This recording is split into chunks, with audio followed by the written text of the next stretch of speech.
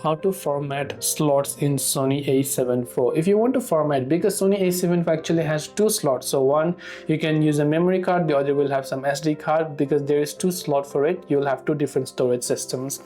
In order to format either of this slot, what we do is, first of all, we go to this option that says menu and then just click on it.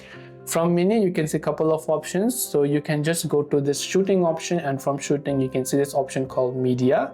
From media you can see this format option. Now you can choose to format slot 1 or slot 2. In slot 2 I don't have anything right now, so I'll just select slot 1 and select that and hit the enter button right there to perform a quick format of the memory card. You can repeat the process for another slot if you want to as well.